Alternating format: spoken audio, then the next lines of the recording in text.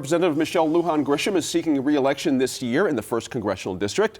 Her opponent, Republican Richard Preem, did not respond to requests from NMIF staff by phone, email, and snail mail. But Ms. Lujan Grisham sat down earlier this week with Gwyneth Doland to talk about her record in Congress and some key issues for voters here in New Mexico. Michelle Lujan Grisham, thank you so much for being with us today. Oh, you're welcome, Gwyneth. I'm delighted to be here. First, you've been in Congress now since 2013. What do you think are your greatest accomplishments in that time? I would say actually 3 things. 1, I'm actually passing legislation in a climate where most members of Congress are not passing bills and getting their amendments through. 2, I'm very proud of getting the Secretary of Air Force to stop studying the jet fuel spill, but actually pump and treat that environmental disaster. And the third thing is that we've created real trust, I think, in our office about doing constituent services in a way that's actually fixing and solving people's problems. Because if you don't do that, I think people really lose faith in both their government and their elected leaders. You have said you want Congress to help create jobs by investing in anti-poverty programs.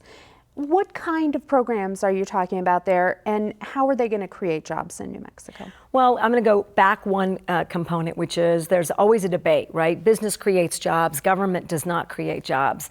And I think this sort of teeter-totter, one side's up, one side's down, makes no sense. It's a collective effort. You know, I just was at the wind project groundbreaking in Torrance County. And the reality is it's those tax credits and then the local IRB tax credits and private investment. It's everybody working together. The same has to be true in anti-poverty programs. And what I mean by this is we've got to figure out ways so that women, single heads of household, aren't working 3 jobs to keep a roof over their heads and food on the table. They can never catch up. They're always going to be tied to public benefits because for a $200 raise, you lose $600 in food and housing and child care subsidies. So if we're investing and creating an opportunity where we're not making these kinds of draconian choices, we will create independence. We create a better workforce. We create better jobs. We all win in that environment. So anti-poverty programs and partnerships to leverage our current economic footprint.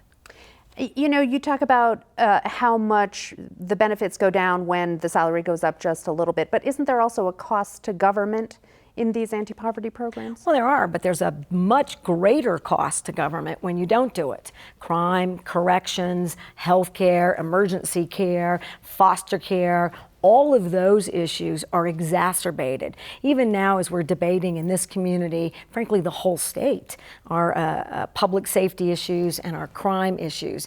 If you don't invest in creating a different dynamic so that you're addressing poverty, then you're spending far more money on the other side dealing with the tragic end results. This year, Border Control agents apprehended more than 18,000 people crossing the New Mexico border illegally. That's more than 3 times the number of people who crossed illegally 4 years ago. It is unclear how many of those people intend to stay in New Mexico and how many are just moving on to other states. And unclear also about what percentage really is the unaccompanied minors and their moms. So a little, not quite unaccompanied, but not whole families, because they're coming from a very dangerous Central American region, because Juarez is now one of the safest places for people to cross. Well, it highlights the fact that our immigration system needs to be improved. Agreed. How do you think we should do that? Well, I think that the comprehensive approach that we got to, and then Congress had a meltdown over immigration reform, is still the best platform. There's plenty of bipartisan support. In fact, many Democrats, in fact, I think all the Democrats, signed what we call as a discharge petition, which says, look, if we get enough people on the discharge petition, then you got to give us a vote. Because if you let us vote on the immigration package, it will pass. Now, interestingly enough, we couldn't get the Republicans to sign the discharge petition, but no question they would have voted on the bill. Here, they get to support their conference or their caucus, but their constituents want immigration reform. I think you're going to see the same kind of impetus after the national election, that we're going to get immigration reform done. It's one of the #1 issues. You got business, you've got public safety, you've got ag, you've got the faith-based community. There is not a constituency that doesn't want us to address it. We let politics get in the way in Congress, and it's something that all of Congress should be ashamed of. Is this number, 18,000, and the fact that it is a dramatic increase over the past 4 years, is that a problem for you that there are so many people coming into this state without proper documentation? Well, yeah, we can't just have an environment where we have no idea about why that's occurring and what the impact is. All of the different socioeconomic impacts by having a population that is not here legally, right, that they're undocumented.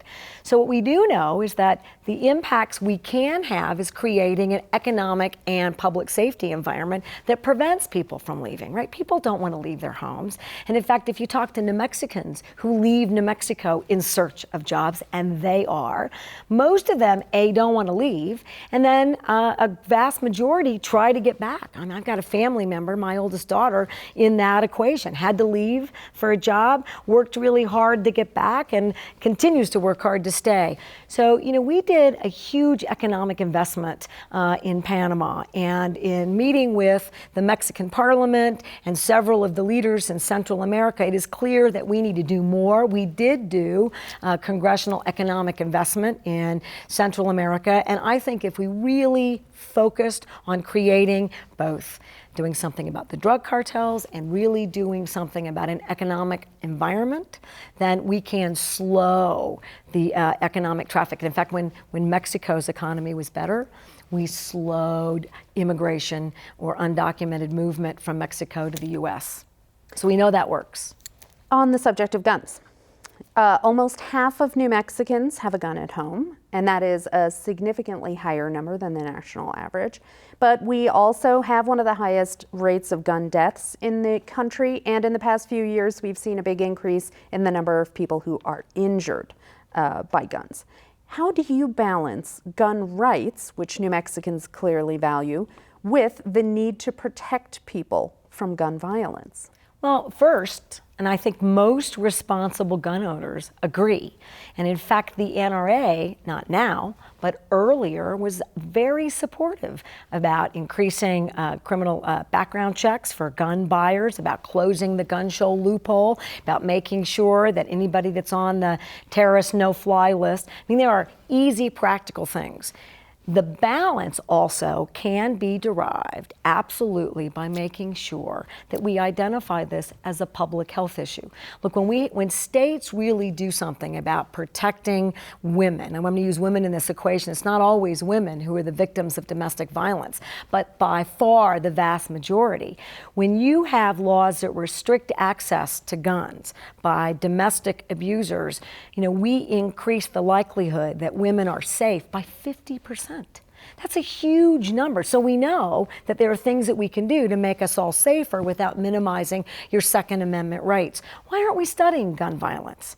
We have an epidemic in this country. There is no reason that the CDC and the National Institutes of Health should not be treating it as a public health issue. My personal public health rights are not diminished by identifying public health issues. They're only enhanced. Speaking of public health, on the subject of healthcare, we are approaching the open enrollment period where people who have bought Obamacare can change their plans, or some Who haven't are mandated to do it. Yes. Yeah, and sometimes their plans are disappearing and they have to get a new one. Many people are finding out that their rates are going up again. Do you believe that Obamacare is working?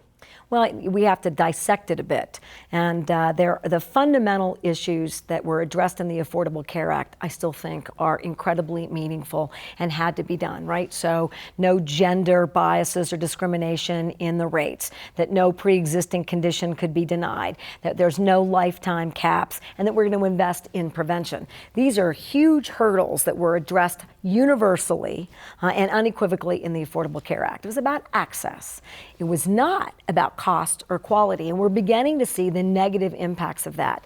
Congress does not have any regulatory authority over insurance companies, and you can see the problem with that, because we aren't dealing with out-of-pocket costs, deductibles, and copays, and insurance premiums, although the rate of those increases aren't as high as they could have been. If we didn't have the Affordable Care Act, you know what I say? It doesn't matter. If they are being raised every year, we're pricing these products outside of the pocketbook places for many New Mexicans. So I think this is a Congress that is ready, bipartisan, in addressing those issues, and that not the least of which is insurance companies are passing on to consumers, so are providers, the cost of prescription drugs. And the prescription drug cost escalation epidemic in this country has to be addressed. And I think it will be in this next Congress. And I'm looking forward to that. I will be on all of those bills and will be leading some my own. Thank you so much for being with us today. Thank you. I appreciate it very much, Gwyneth. It's always great.